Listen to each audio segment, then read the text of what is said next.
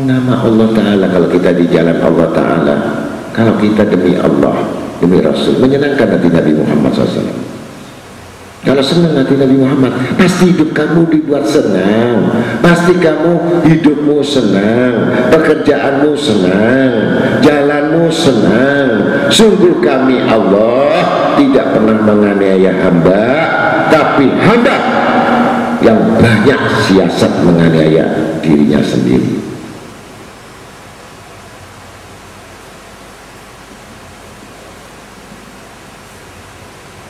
La yas'alunaka 'anir ruh qulir ruh min amri rabbi wa ma utitum min 'ilmi illa qalila. Dan mereka bertanya kepada Muhammad tentang roh, katakanlah roh itu termasuk urusan Tuhan, sedangkan kamu diberi pengetahuan hanya sedikit.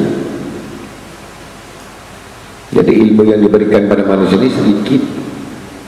Bahkan Sultan Aulia Allah Syekh Qadir Jilani yang sudah diberikan kedudukan Gaus, Imam Kutub seluruh alam ini, dunia ini, mengatakan yang sudah kami menuntut ilmu ini diibaratkan ilmu yang kupelajari jarum yang netes yang kucelupkan di lautan, kemudian kuangkat yang nempel di air. Ini ilmu yang kukaji.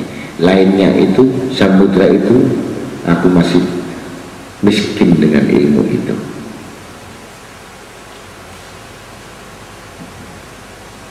Ini ilmunya sedikit sudah jalannya ketahuan tuh. Ya kan? Siapa yang anggap kamu ustaz? Siapa yang kamu anggap orang alim itu? Yang lihat kamu siapa?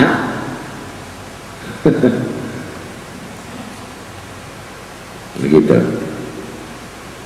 Ditanya ini, oh nggak ngerti, yang gitu, malu kalau mau jalan panggil guru nggak ngerti.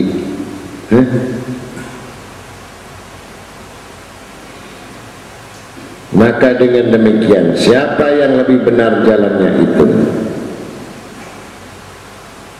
nah, pembawaannya masing-masing. Kalau kamu ukuran kamu misalkan 1 lepek mau dijadikan 2 lepek, apa? 1 gelas dikasih 1 timba bocor, tumpah, nggak ada wadahnya, nggak ada nasab, nggak ada turun, nggak ada.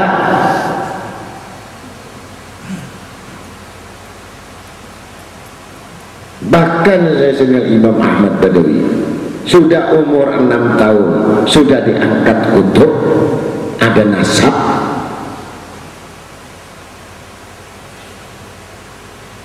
Umur 6 tahun sudah hafal Quran. Jangan ikut-ikut sama orang yang sudah makom. Kita makmuman lillahi ta'ala, kita mengikuti di belakangnya. Kita nggak akan tahu dan akan sampai. Walaupun sembahyang kita 1000 rakaat, 1000 kali kita khatam Quran, Allah tidak akan menurunkan dikehendaki kamu tetap begitu saja.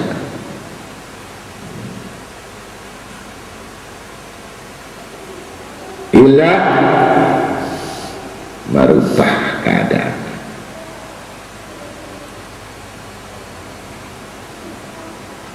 Ini wali-wali dulu, di dalam bayinya sudah, di dalam kandungan sudah wali.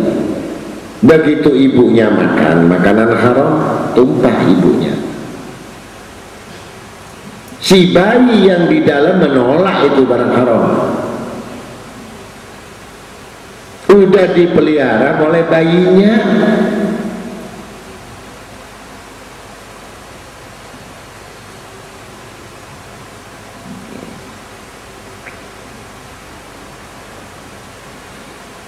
Nah inilah yang dikatakan bahwa segala sesuatu itu menurut ukurannya, dan kalau sudah tahu ukurannya pasti orang itu mengatakan kenapa tidak bisa.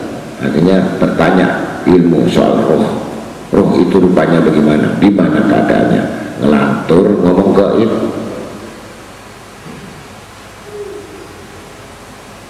bicara gaib untuk mempercayakan orang lain pada dirinya seorang alim, bahkan untuk mempercayakan orang lain kepada hakikat yang dimiliki, padahal nyuri ilmu aja, ilmu mendengar. Ibadah enggak, sholat malam enggak, dzikir terpaksa, tapi ngomong gaib. Tuh timbul sesungguhnya tidak lain dan bukan tujuannya fulus.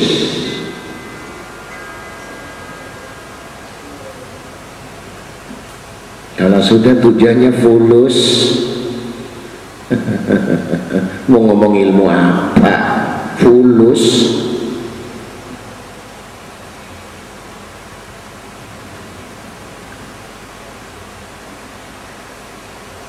Wala in syi'na lanadhabanna billadhi auhayna ilaika summa latajulaka bihi alaina wakila.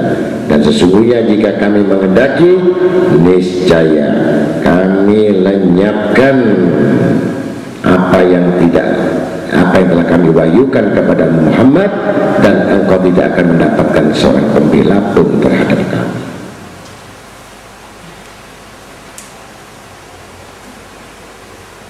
Sampai demikian keadilan Allah Ta'ala. Walaupun Rasulullah, Nabi kita Muhammad SAW, kalau Allah menghendaki mencabut wahyunya, maka tidak ada artinya, semua akan hilang. Siapa yang digandakinya?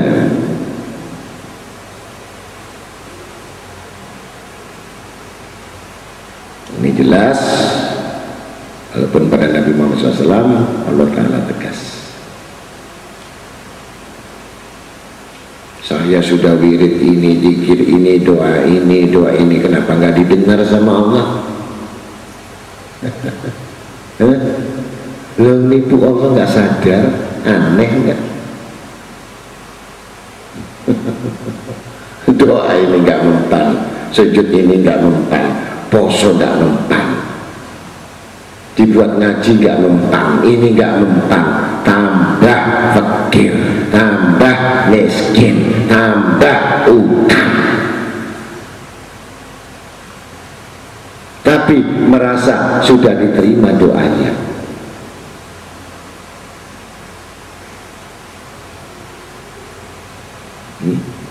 Sudah cukup, merasa cukup, merasa aman.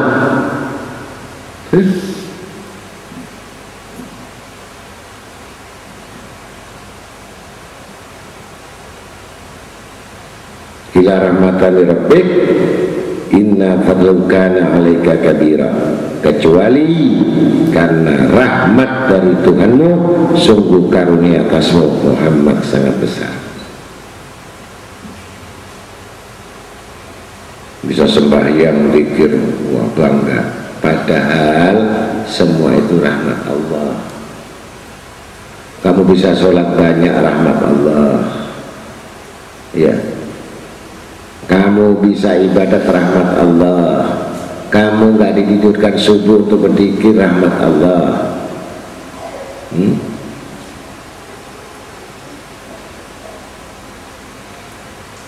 Orang yang selalu dekat dengan orang alim, rahmat Allah, bukan kamu.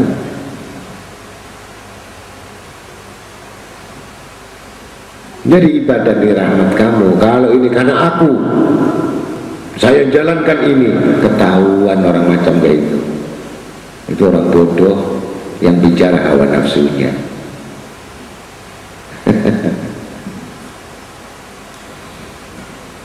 Jadi rahmat Allah Ta'ala yang mana telah diturunkan manusia menjadi kebaikannya dia. Ini rahmat Allah. Bukan ngaji kumat-kumatan gitu. Kalau rajin kumat, kalau males kumat. Itu orang penyakitan. Orang penyakitan dikasih tiket seneng dikit udah, ya kan? Jahil.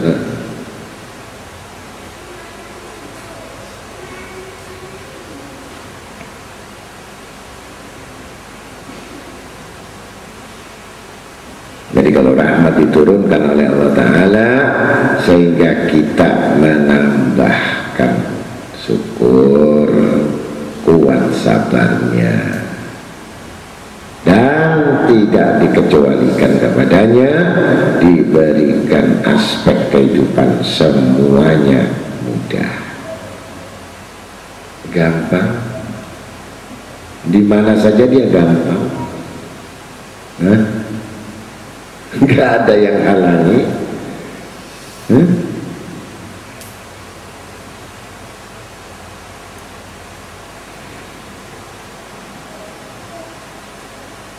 Ini ada seorang kalau sudah bicara rahmatnya.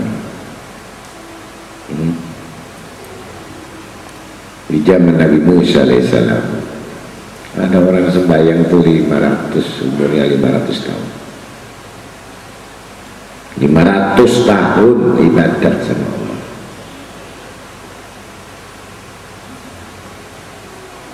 Segala apa yang diminta dikabulkan Allah. Ya Allah, jauhkan aku dari manusia, berikan aku tempat yang sepi di gunung. Dapat petunjuk tuh masuk gua, ibadat kamu di sana. Baru masuk di gua ibadat, ya Allah, bagaimana rezeki saya? Saya makan apa? Tuh kamu lihat di depan gua itu ada pohon yang berbuah setiap hari. Aku tumbuhkan buah itu tiap hari untuk makananmu. Sujud syukur alhamdulillah, kata si wali tadi, 500 tahun yang ibadat ini. Ya Allah, di bukit ini nggak ada air. Nah, coba pukul batu itu keluar air, biar untuk minum kamu dan untuk wudhu kamu, mandi kamu, yang tidak akan putus-putus sampai kiamat. Senang ya wali ini tadi.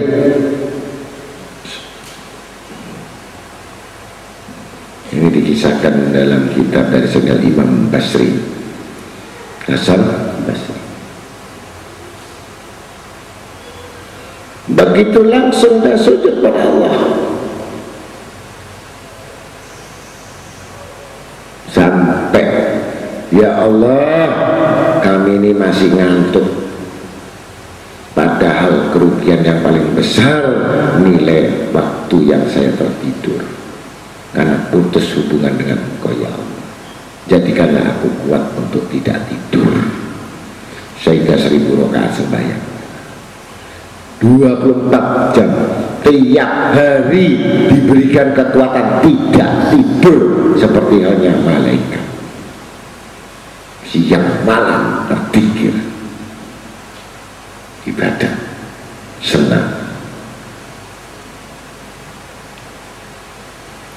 sampai terus malaikat tidak pernah mencatat yang namanya malaikat atid, kesalahan dan perbuatan salah dosanya.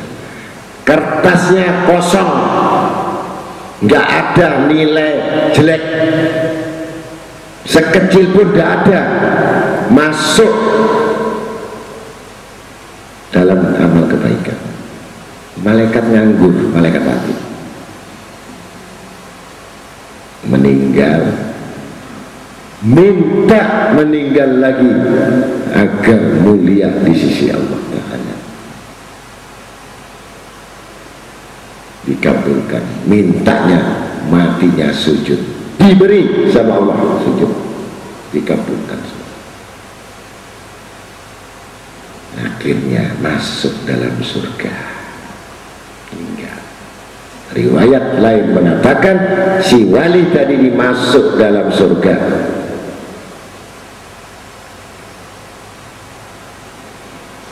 Dilihat surga segala macam sudah ada yang surga yang tergantung di aras. Masih banyak surga yang belum ditempati. Ya Allah ya Rabbul Alamin, apakah cukup ini saja surga ini? Coba menungso kalau dari surga itu masih kurang lagi. Ya, saya minta semua mulai wirid saya dihitung, doa saya, mulai wudhu saya nggak pernah batal wudhu, nggak tidur, amalnya saya ingin tahu. Kalau amal sembahyang tasbih itu surganya mana, kalau puasa itu surganya mana, kemudian kalau sujud surganya mana, seperti orang bisnis.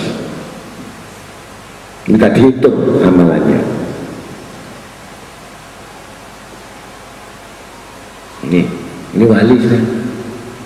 Wali juga manusia, bukan malaikat. Begitu mendengar untuk dihitung amalnya, marahlah Allah Ta'ala kepada si hamba ini.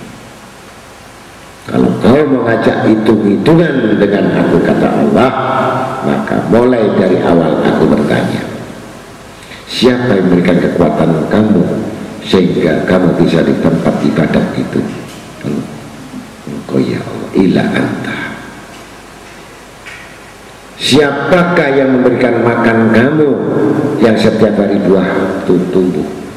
Engkau ya Allah. Dan siapakah yang memberikan air minum dan semua untuk mandimu? Engkau ya Allah. Dan siapakah yang memberikan kekuatan kamu sehingga kamu 500 tahun gak pernah sakit? Engkau ya